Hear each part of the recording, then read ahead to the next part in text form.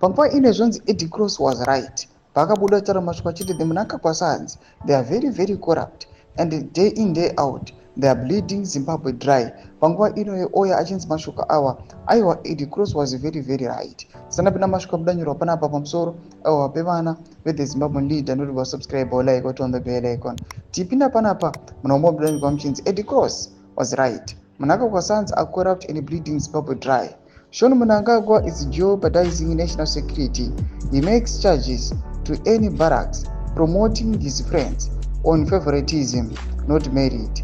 He brings conmen to the president, such as Chukumbuzo, who paid him 50,000 to meet the president, while Hubert Angel bought a Maybach for Sean in exchange for his appointment as ambassador at large.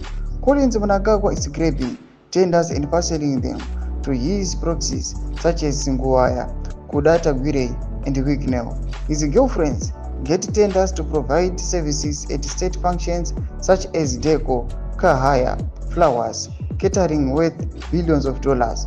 Collins is at the center of the scandal that got John Mnangagwa removed from RBZ after Mnangagwa failed to replace Zim Switch with a platform backed by Collins. Junior is the biggest problem. He is the power behind Kuda Tagwire.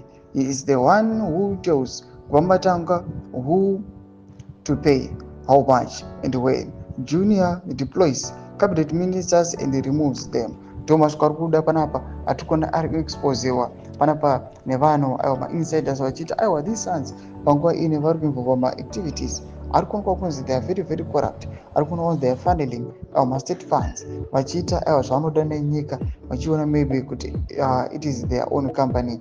Mbudza mafunguro enyu muri kudi pamusoro pechitiko ichi pene comment section medu. Mafunguro enyu musana subscribe or like, turn on the bell.